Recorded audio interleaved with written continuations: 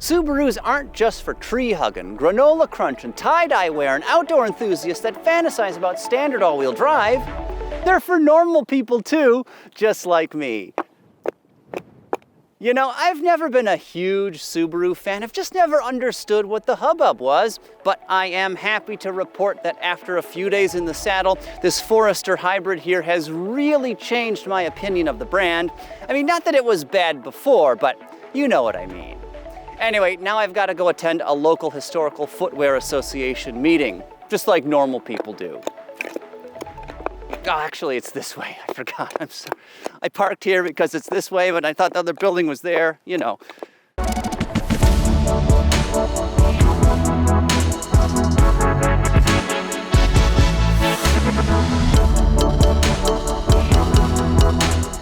For help finding your next ride, check out the GreenCars Buyer's Guide. This easy-to-use tool lets you quickly compare a range of efficient vehicles to find the model that's right for you. To learn more, head on over to greencars.com. The future of driving starts here. Subaru has never been known for avant-garde design, quite the opposite actually, but I really like the looks of the Forester Hybrid here. This is a smiling, happy-looking SUV with a cheerful grille and a surprisingly tall, upright body. Squared-off fender trim and 19-inch wheels add a bit of intensity, while the large greenhouse, thanks in part to that step-down beltline, make this Subaru look approachable and unpretentious. The Forester's rear seems to accentuate the height, while that trim running across the hatch unifies the taillights and mirrors the grille and headlamps up front. And overall, this SUV is attractive in an honest, no-frills way.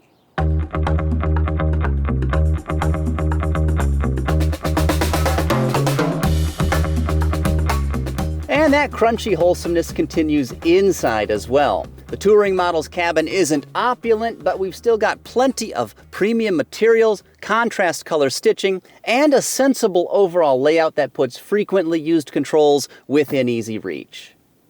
These comfortable front seats are heated and ventilated, plus the driver gets 2-position memory and 10 different power adjustments. Beyond that, the seating position in this SUV is very elevated, which provides good outward visibility, particularly forward. Plus, you get tons of headroom in the Forester Hybrid here. I mean, it's practically like sitting in a Sprinter van, and this could be the perfect SUV for members of the jaunty top hat drivers club. I'm not only a member, I'm also the president. Again, just a normal person. Taking care of passengers, there's plenty of room in the Forester's back seat, more than enough for 6-foot-tall adults, plus the backrests are adjustable, but with awkward little lanyards rather than latches or levers. We also have air vents, there are heated outboard seating positions, and even 2 USB ports. Back up front, the Forester here comes standard with a 12.3-inch digital instrument cluster, as well as an 11.6-inch central touchscreen. Now, wireless smartphone mirroring is also included, and thank goodness for that, because the native infotainment system is, well, it's not great. This thing looks like an operating system from the 1990s, and it lags and stutters noticeably as you use it. And honestly, this is probably the single biggest weakness of the Forester Hybrid. Helping make up for this, the touring model has plenty of other great features. We've got a digital mirror here that provides a much wider field of view to the back of the vehicle. And there's also a 360-degree camera system that is super helpful for parking. Beyond that, the Forester Hybrid comes standard with EyeSight, which is Subaru's suite of advanced driver assistance technologies. And this includes things like pre-collision braking, lane departure warning, and even adaptive cruise control with lane centering. And that last item, in my experience, it works okay. What is exceptional, however, is the powertrain. Motivation is provided by the company's series parallel hybrid system that includes a familiar 2.5-liter horizontally opposed or boxer-style 4-cylinder. Maximizing performance and efficiency, this engine is paired with 2 motor generators, a continuously variable transmission, and of course a small lithium-ion battery. As you'd expect for a Subaru, all-wheel drive is standard equipment. Just like competing hybrid drivetrains, there's a lot going on underneath this Subaru's hood, but everything works extremely well. Proving this, next we're going to see how this vehicle compares to a couple other electrified SUVs, and then we're going to hit the road. Two perfect rivals to this Subaru include Honda's excellent CR-V and the Toyota RAV4, which was just redesigned. Each of these hybrid utility vehicles offers good performance, ample versatility, and predictably strong fuel efficiency. Starting with giddy-up, the Forester is rated at a respectable 194 system horsepower. In comparison, the Honda is slightly more potent, delivering 204 ponies. But of this trio, the RAV4 is the strongest. Front drive versions have 226 horsepower, though all-wheel drive models get 236, and that's 42 more horses than the Subaru. Each of these SUVs can really stretch a gallon of gasoline, and in the case of the Forester Hybrid, it's rated by the US EPA at 35 miles per gallon combined. An all-wheel drive CR-V Hybrid is a little thriftier, stickering at 37, but again, the RAV4 is tops. The rugged Woodland model is the least efficient, but it's still rated at 39 mpg, while other all-wheel drive trims should deliver 42. And finally, let's talk about maximum cargo space. The Subi has 69.1 cubic feet of hauling capacity with its rear backrests folded. The CR-V, in comparison, has a little more at 71.8, though interior volume is an area Honda always excels. And finally, the Toyota splits the difference at 70.4 cubic feet. And these numbers are all so similar that in real-world use, you're not likely to see any major difference.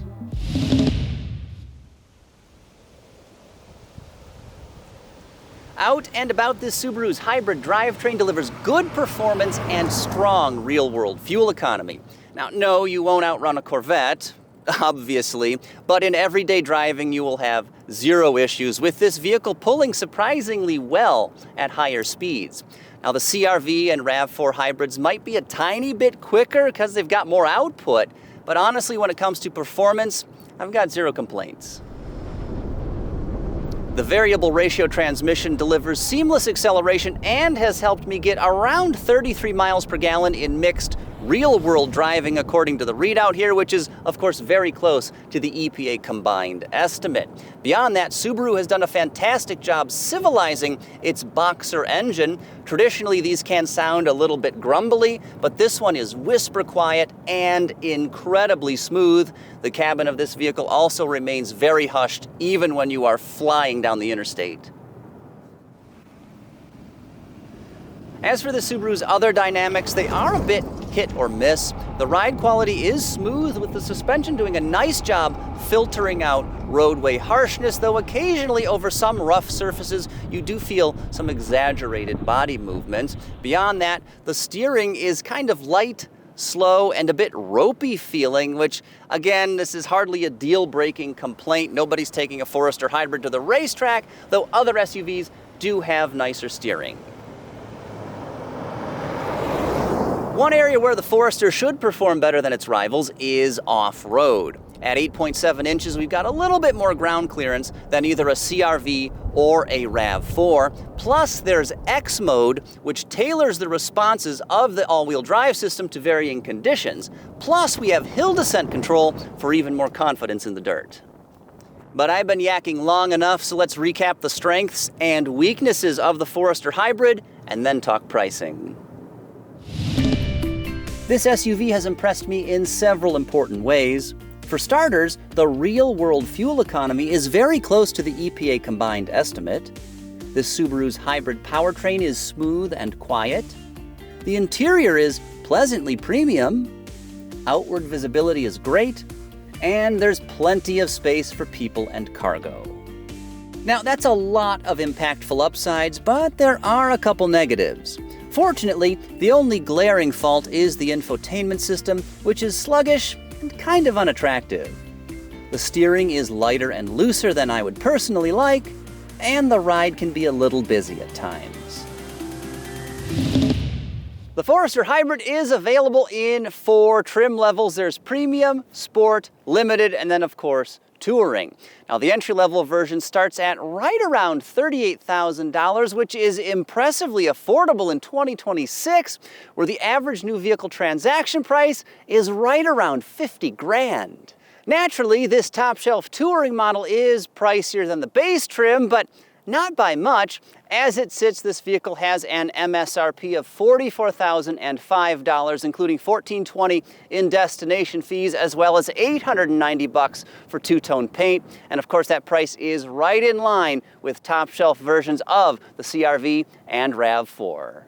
Overall, I didn't think this Subaru would be disappointing, but I did not expect to like it as much as I have. So if you are shopping for a small, efficient, and versatile SUV, absolutely check out the Forester Hybrid. It might just surprise you too.